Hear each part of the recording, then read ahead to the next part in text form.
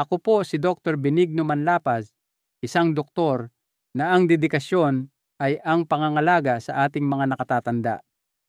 Naisip nyo na ba kung bakit kahit isang maliit na baso lang ng tubig ang ininom ninyo sa gabi, ay nagigising pa rin kayo ng 2:00 ng madaling araw na pagod, balisa, at hindi na makatulog muli? Kung pamilyar ito sa inyo, hindi po kayo nag-iisa.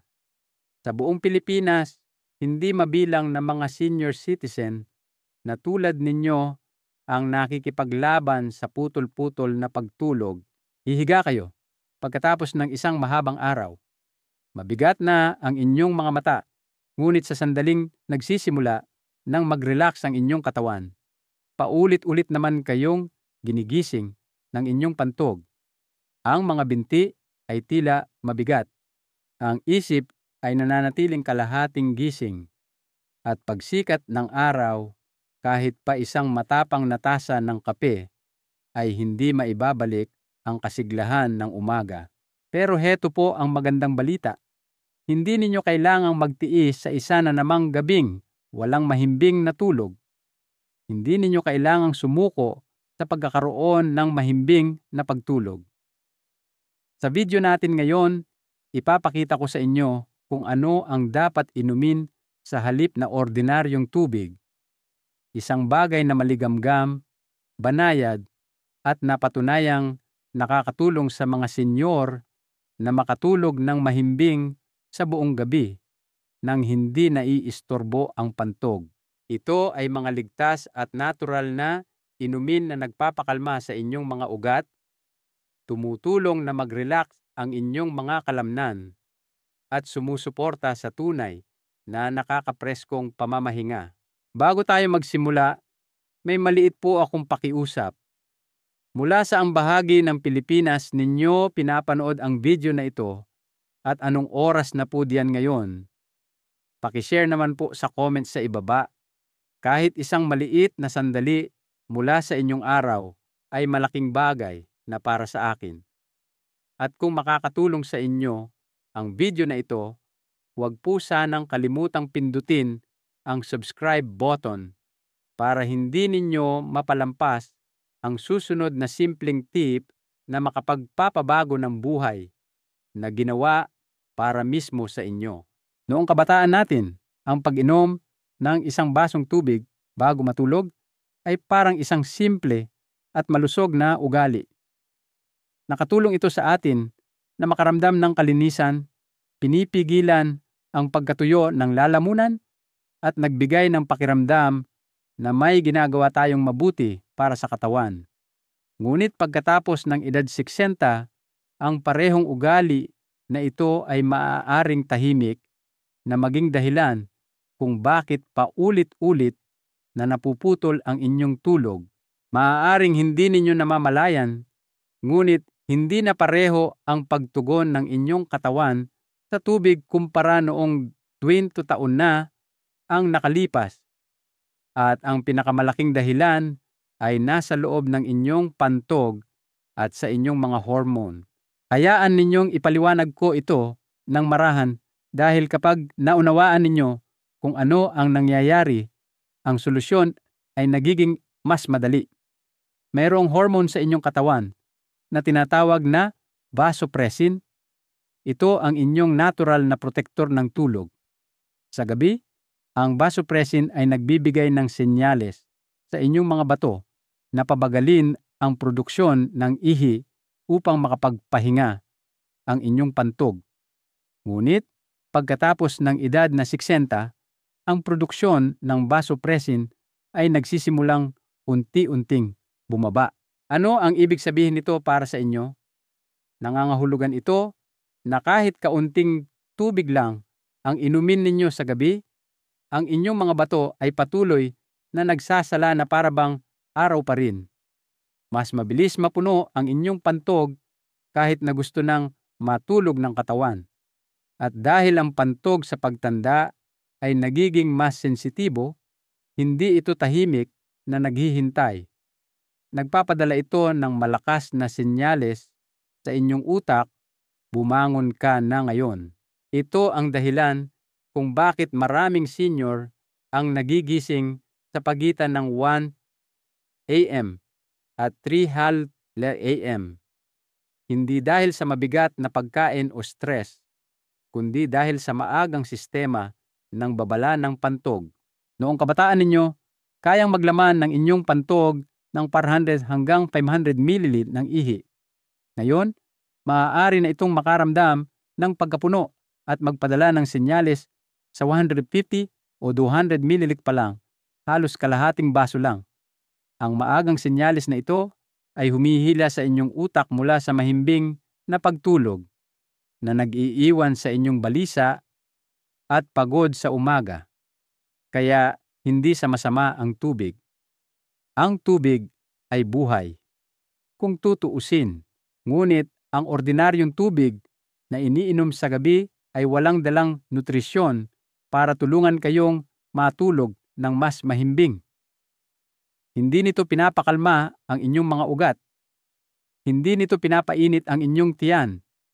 At hindi ito naglalaman ng mga natural na compound na kailangan ng inyong katawan para mag-relax sa pagtulog tulad ng magnesium, glycine, o tryptophan.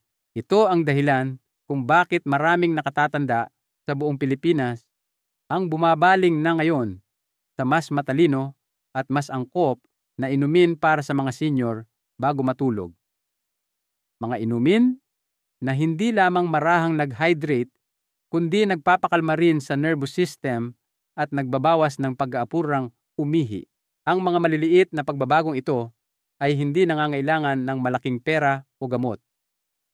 Hinihiling lamang nila sa inyo na pakinggan ang inyong katawan at unawain na kung ano ang gumana noong 40 anyos, kayo ay maaaring hindi na gumana sa edad na 70.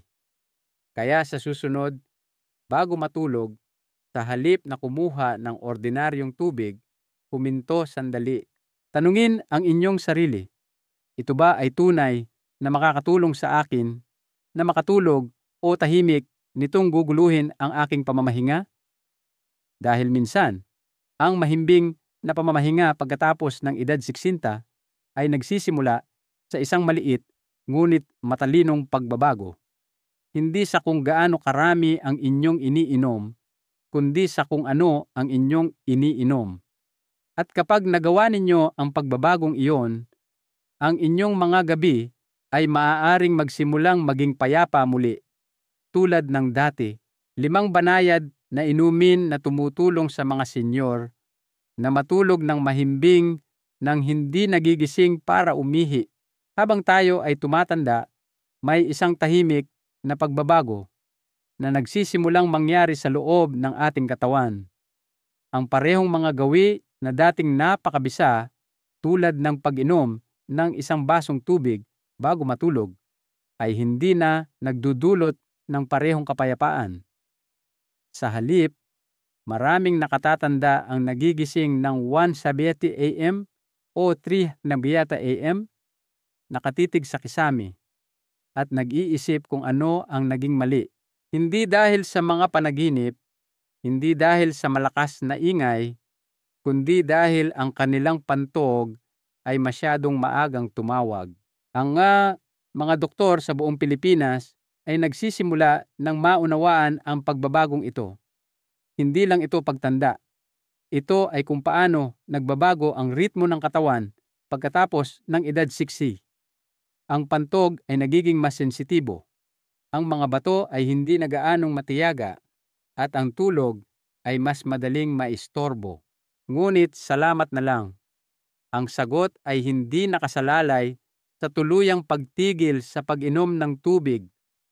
Ang kailangan ninyo ay hindi mas kaunting hydration, kundi mas matalinong hydration. Mayroong ilang mga natural na inumin, maligamgam, nakakaginhawa, at mayaman sa banayad na nutrisyon na sumusuporta sa pagtulog sa halip na istorbohin ito.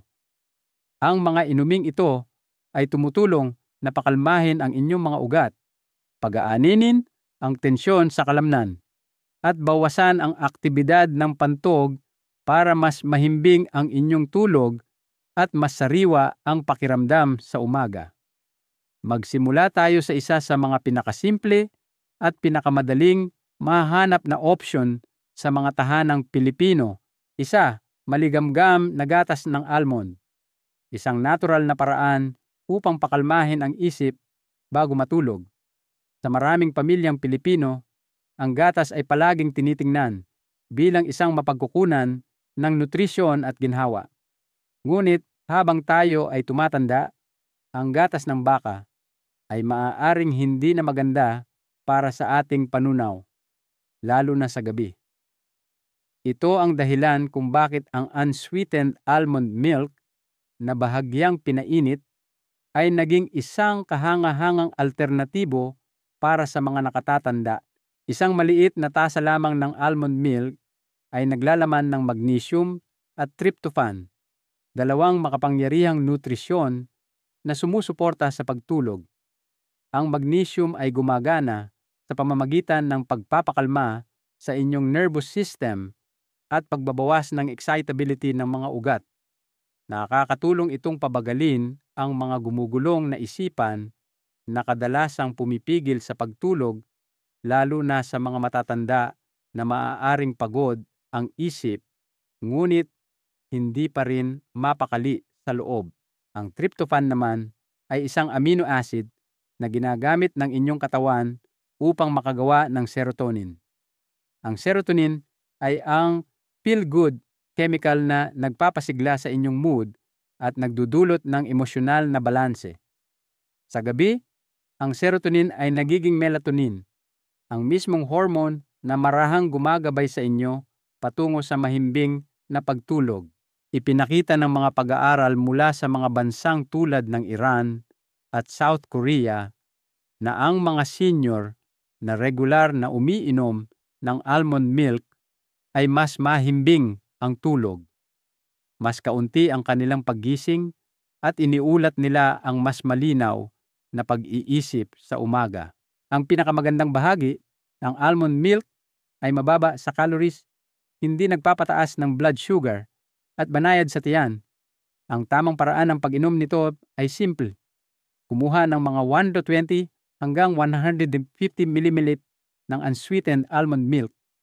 Dahan-dahang painitin ito, hindi mainit, at higupin ito mga macchiato hanggang 90 minuto bago matulog. Kung gusto ninyo ng lasa, maaaring magdagdag ng isang maliit na kurot ng cinnamon. Sinusuportahan nito ang sirkulasyon at ginagawang mas nakakaginhawa ang gatas. Para sa maraming senior sa Maynila at Cebu, ang tahimik na gawin na ito ay gumawa ng malaking pagkakaiba. Sa halip na magising na groggy, nagigising sila na may banayad ng ngiti, relax ang katawan, nakapahinga ang isip, at tahimik pa rin ang pantog. 2, saan ng chamomile? Isang bulaklak na kumakausap sa inyong mga ugat. Kung nakaupo na kayo sa ilalim ng lilim ng isang namumulaklak na halaman sa isang mainit na hapon, alam ninyo kung paano mapapakalma ng kalikasan ang puso. Ang chamomile ay isa sa mga ganoong bulaklak. Maliit, banayad, ngunit makapangyarihan sa kakayahan nitong patahimikin ang isip na hindi mapakali. Ang tsaa ng chamomile ay naglalaman ng isang natural na compound na tinatawag na apigenin. Ang compound na ito ay kumakapit sa mga GABA receptor sa inyong utak. Ang mga ito ay parang dahan-dahang preno para sa ating nervous system. Kapag na-activate ang GABA, humihinto ang pagtakbo ng inyong isip, bumabagal ang tibok ng inyong puso, at nagsisimulang maghanda ang inyong katawan para sa pagtulog. Para sa maraming senior sa Pilipinas, lalo na sa mga nakatira, kasama ang mga anak o sa mga abalang tahanan, ang isip ay nananatiling overstimulated kahit patay na ang TV. Ang tsaa ng chamomile ay nag-aalok ng paraan upang mag-switch off nang hindi nangangailangan ng sleeping pills o gamot. Hindi ka nito pinipilit matulog. Sa halip, ipinapaalala nito sa inyong utak na ligtas ng magpahinga. Sa isang pag-aaral na kinasasangkutan ng mga kababaihang higit sa 65, ang mga umiinom ng tsaa ng chamomile tuwing gabi ay nakatulog ng 16 na minuto ng mas mabilis sa karaniwan. Mas mahalaga, 30% na mas kaunti ang kanilang paggising sa gabi at 80% sa kanila ang nagulat ng mas payapang umaga. Upang gamitin ito ng maayos, ibabad ang isang chamomile tea bag sa mainit na tubig sa loob ng 60 hanggang 7 minuto. Hayaan itong lumamig sa isang maligamgam at banayad na temperatura. Dahan-dahan itong higupin mga 45 hanggang 60 minuto bago matulog. Maaari kayong magdagdag ng isang hiwa ng luya o isang patak ng vanila, ngunit iwasan ang asukal, lalo na kung mayroon kayong problema sa blood sugar. Kung ang inyong mga gabi ay puno ng sobrang pag-iisip o ang inyong puso ay mabigat sa mga tahimik na alalahanin, ang tsaa na ito ay maaaring magdulot ng katahimikan na kailangan ninyo. At minsan, isang payapang tasa lang ang kailangan upang matulungan kayong maramdaman muli ang inyong sarili. 3. Maligamgam na sabaw ng buko. Isang lunas mula sa Timog Pilipinas para sa problema sa pantog sa gabi. Sa mga lugar tulad ng Quezon at sa mga baybayin ng Visayas, ang sabaw ng buko ay matagal nang iginagalang bilang electrolyte ng kalikasan. Ngunit, ang hindi alam ng maraming senior ay kapag ginamit ng matalino, ang maligamgam na sabaw ng buko ay maaari ring mapabuti ang pagtulog, lalo na kung ang inyong pantog ang salarin. Habang tayo ay tumatanda, ang ating katawan ay nagiging mas sensitibo sa mga pagbabago sa balanse ng mineral. Ang isang maliit na pagbaba sa potassium o magnesium ay maaaring humantong sa pagkibot ng kalamnan, pulikat sa pantog, o kahit na restless legs sa gabi. Ang sabaw ng buko ay natural na naglalaman ng potassium, magnesium, at sodium sa tamang balanse para sa hydration ng walang labis na stimulation. Nalaman ng isang pag-aaral mula 2017 na ang mga matatanda na may mababang potassium ay may 28% na mas mataas na rate ng pag-ihi sa gabi. Nang maitama ang kanilang mga antas ng mineral sa pamamagitan ng pagkain, hindi mga tableta, iniulat nila ang mas kaunting paggising at mas mahimbing na pagtulog. Ngunit may isang gintong tuntunin sa sabaw ng buko. Huwag itong inumin ng malamig at huwag itong inumin bago mismo matulog. Narito kung paano ito gawin ng tama. Kumuha ng sariwang sabaw ng buko, mga 100 hanggang 120 ml, at haluan ito ng parehong dami ng maligamgam na tubig.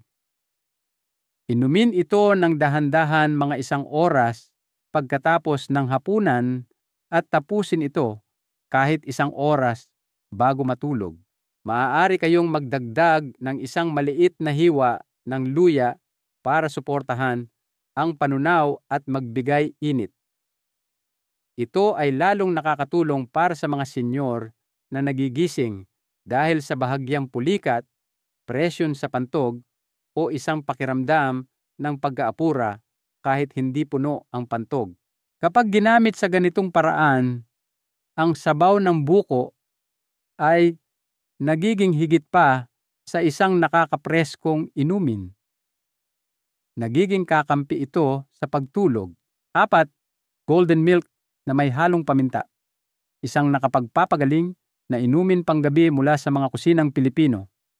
Sa buong Pilipinas, ang luyang dilaw o turmeric ay palaging bahagi ng ating mga tradisyon sa kalusugan. Ngunit, kapag hinaluan ng tamang sangkap at ininom sa tamang oras, ang gatas na may luyang dilaw ay nagiging isang makapangyarihang kasangkapan para sa mas mahimbing na pagtulog.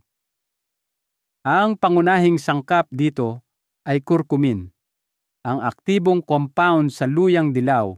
Ang curcumin ay tumutulong na bawasan ang antas ng cortisol, ang pangunahing stress hormone ng katawan. Ang mataas na cortisol bago matulog ay nagpapanatiling alerto sa utak, mabilis ang tibok ng puso, at hindi mapakali ang isip para makatulog. Sinusuportahan din ng golden milk ang paggaling ng mga kasukasuan at binabawasan ang tahimik na pamamaga, isang bagay na pinagdadaanan ng maraming senior pagkatapos ng mahabang araw ng pag-upo o paglalakad. Upang mas maging epektibo ito, nagdaragdag tayo ng isang kurot lamang ng paminta. Bakit? Dahil pinapataas ng paminta ang absorption ng curcumin ng halos 7 beses. At kapag na-absorb ng maayos, ang kombinasyong ito ay hindi lamang tumutulong sa inyong pagtulog, sinusuportahan din nito ang panunaw, immunity, at emosyonal na balanse. Ang recipe ay simple. Kumuha ng 150 ml ng maligamgam na gatas. Maaaring almond, oat, o dairy kung kaya ng tiyan. Magdagdag ng kalahating kutsarita ng turmeric powder at isang napakaliit na kurot ng paminta. Haluing mabuti at inumin ito ng dahan-dahan mga 1 oras bago matulog. Iwasang inumin ito nang walang laman ang tiyan at panatilihing maliit ang dami. Para sa mga senior na nakakaramdam ng paninigas sa gabi o napuputol ang tulog dahil sa sakit sa tuhod o balakang, ang ginintuang inumin na ito ay parehong nakakaginhawa at nagpapalakas.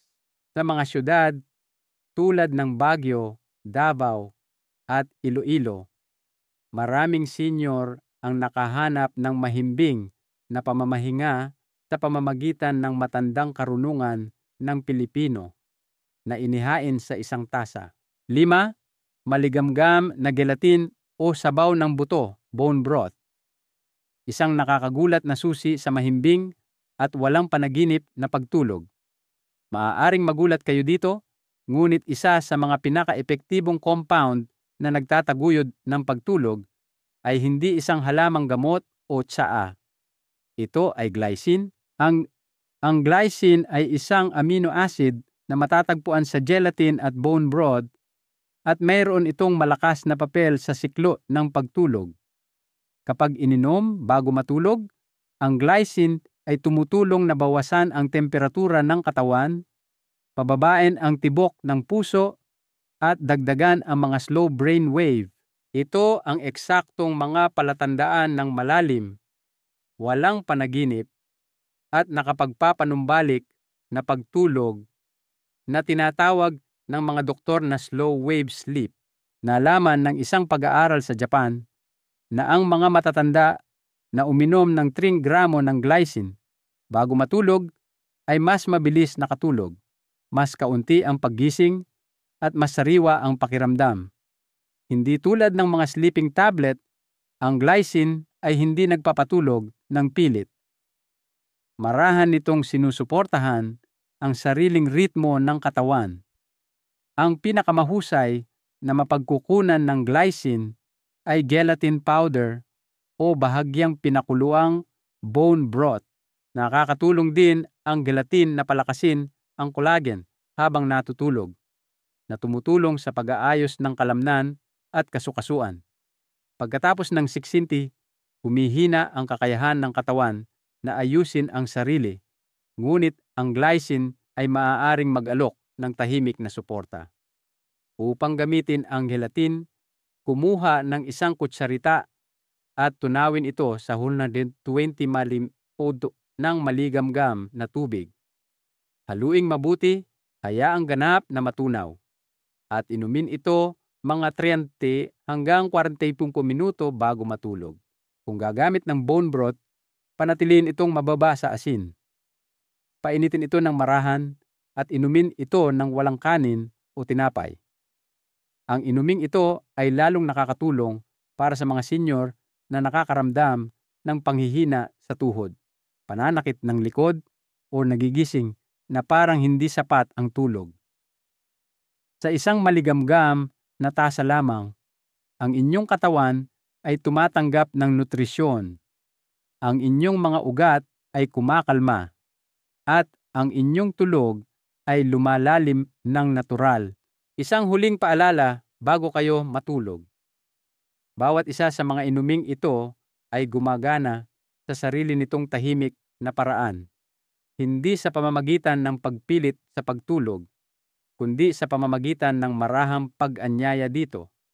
Hindi nila ginugulo ang inyong pantog. Hindi nila pinapataas ang blood sugar at hindi nila kayo iniiwang groggy sa umaga. Ngunit, ang tunay na susi ay nasa pagiging consistent. Pumili ng isang inumin. Subukan ito sa loob ng 3 hanggang 12 gabi.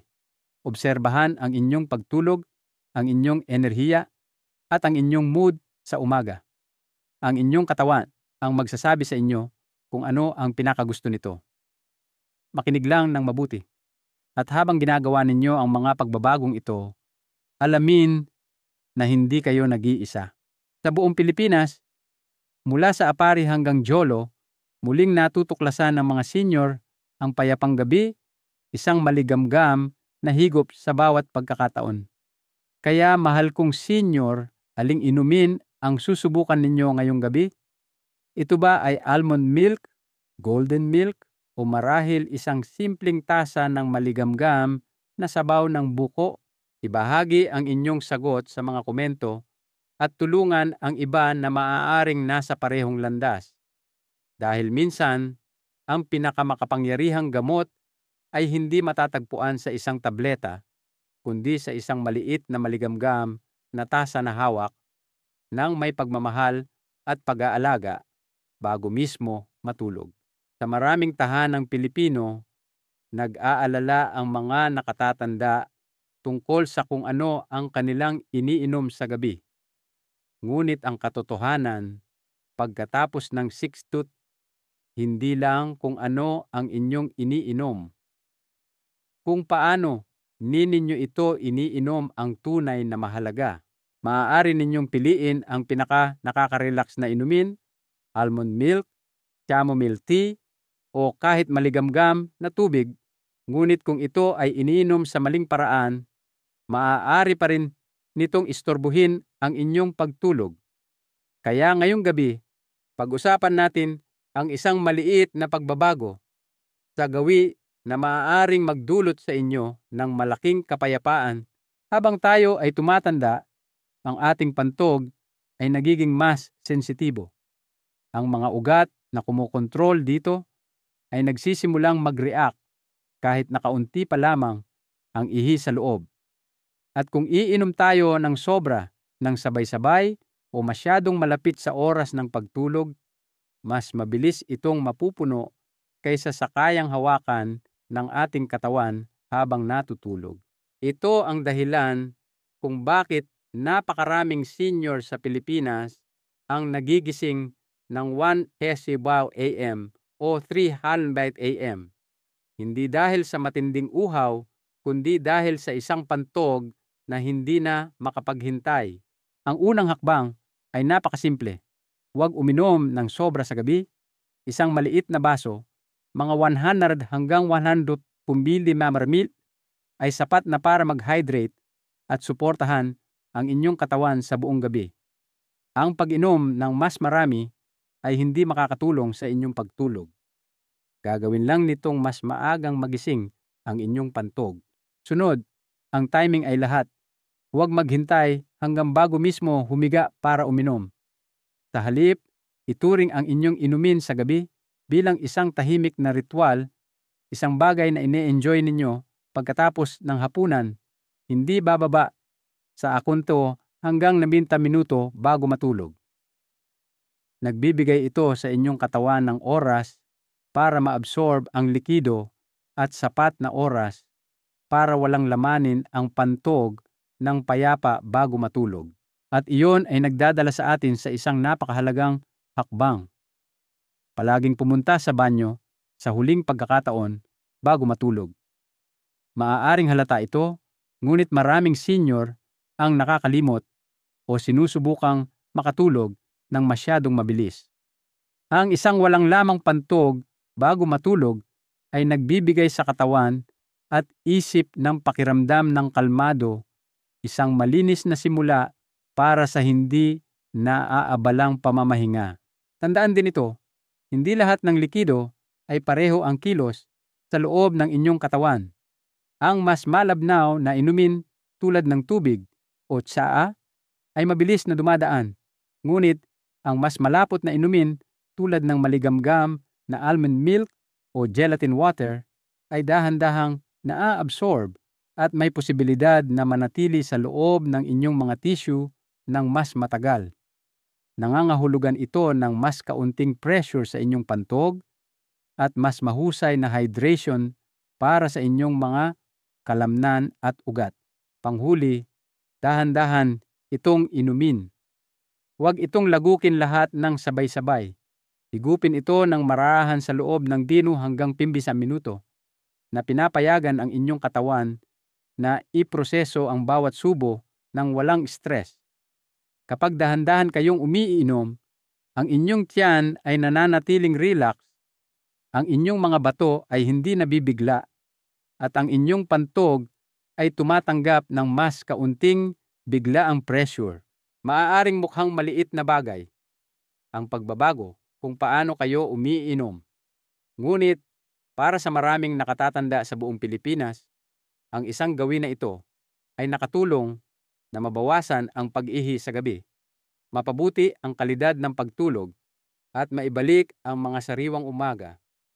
Dahil sa huli, ang payapang pagtulog pagkatapos ng edad 60 ay hindi lamang tungkol sa pagpili ng tamang inumin.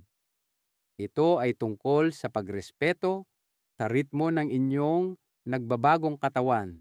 At kapag natutunan ninyong pakinggan ang ritmong iyon, ang pagtulog ay kadalasang bumabalik hindi bilang isang pakikibaka, kundi bilang isang malambot na kaibigan. Pagdating sa pagtulog, bawat senior ay may natatanging ritmo. Tulad ng walang dalawang umaga ang eksaktong pareho ang pakiramdam, walang dalawang katawan ang tumutugon sa parehong paraan. Iyon ang dahilan kung bakit sa halip na subukan ang lahat ng sabay-sabay, mas matalino na dahan-dahan, isang hakbang sa bawat pagkakataon, at marahang obserbahan kung ano talaga ang kailangan ng inyong katawan. Tulad ng pagsubok natin sa mga pampalasa sa pagluluto para mahanap ang perpektong balanse, dapat din nating subukan ang ating mga gawi sa gabi ng may pasensya, pag-aalaga at kamalayan. Ang isang magandang paraan ay pumili ng isang inumin lamang bawat linggo. Magsimula sa almond milk, maligamgam, walang asukal, at inumin mga 1 oras bago matulog. Inumin ito gabi-gabi sa loob ng 1 hanggang 6 na araw at tahimik na obserbahan kung ano ang pakiramdam ng inyong pagtulog. Kung mas kaunti na ang inyong paggising o bumabangon kayo na may mas maraming enerhiya, maaaring ito na ang tamang pagpipilian para sa inyo. Kung hindi, huwag mag-alala. Nangangahulugan lamang ito na may ibang hinihiling ang inyong katawan. Sa 2 linggo, maaari ninyong subukan ang gelatin na tinunaw sa maligamgam na tubig. Muli, manatili dito sa loob ng ilang araw at tingnan kung paano tumutugon ang inyong katawan. Naging mas mahimbing ba ang inyong pagtulog? Naging mas magaan ba ang pakiramdam ng inyong mga kasukasuan sa umaga? Minsan ang pagbabago ay maliit sa simula, ngunit sa paglipas ng panahon, ang epekto ay nagiging napakalinaw. Ang susi ay huwag maghalo ng masyadong maraming bagay ng sabay-sabay. Bigyan ang inyong katawan ng isang malinaw na senyales sa bawat pagkakataon para makasagot ito sa inyo ng marahan at tapat. At kung may isang bagay na tunay na gumagana para sa inyo, mangyaring ibahagi ito sa mga komento. Ang inyong tahimik na natuklasan ay maaaring maging isang banayad na solusyon para sa ibang tao sa ibang bahagi ng Pilipinas na nahaharap sa parehong pakikibak. Sa yugtong ito ng buhay, hindi ninyo kailangan ng matatapang na gamot o pilit na gawain para ma-enjoy ang payapang pagtulog. Kailangan ninyo lamang ng isang maliit na tasa na ininom sa tamang oras na may tamang intensyon upang matulungan ang inyong katawan na makaramdam ng sapat na kaligtasan upang makapagpahinga. Hindi para pilitin ang pagtulog, kundi para tanggapin ito ng marahan na parang isang pamilyar na kaibigan na naaalala pa rin ang inyong pangalan kahit pagkatapos ng lahat ng mga taon. Pagkatapos ng edad na 60, nagbabago ang ritmo ng pagtulog. Ang inyong pantog ay nagiging mas sensitibo. Ang inyong mga hormone ay lumalambot at ang isip ay nagdadala ng mas maraming iniisip kaysa dati. Ngunit hindi iyon nangangahulugan na ang mahimbing na pagtulog ay hindi na posible. Nangangahulugan lamang ito na ang inyong katawan ay humihingi ng kaunting dagdag na pag-aalaga at kaunting dagdag na pag-unawa. Kaya ngayong gabi, subukan ang isang bagay na naiiba. Pumili ng isang maligamgam at banayad na inumin. Hawakan ang tasa. Higupin ng dahan-dahan at hayaan nitong ipaalala sa inyong katawan na kayo ay inaalagaan. Hindi kayo nag-iisa. Hayaan ang maliit na sandaling ito na maging isang ritual ng kaginhawahan. Hindi lamang para sa pagtulog, kundi para sa kapayapaan ng isip. At kung mayroon sa loob ninyo ang handa ng magbago kahit kaunti, pakitype ang salitang pag-asa sa comment sa ibaba dahil minsan ang inyong maliit na hakbang pasulong ay maaaring ang liwanag na tahimik na hinahanap ng iba. Kung nakatulong sa inyo ang video na ito, mangyaring pindutin ang subscribe button at ang bell icon para hindi ninyo mapalampas ang aming lingguhang mga tip na ginawa ng may pagmamahal para sa mga senior na tulad ninyo. Bawat linggo, sabay-sabay tayong maglalakbay patungo sa mas mahimbing na pagtulog, mas malakas na kalusugan, at mas magaan na puso. Salamat po sa inyong panonood. Hanggang sa muli, naway maging mapayapa ang inyong gabi at ang inyong umaga ay maging parang sariwang simoy ng hangin sa inyong paboritong bintana.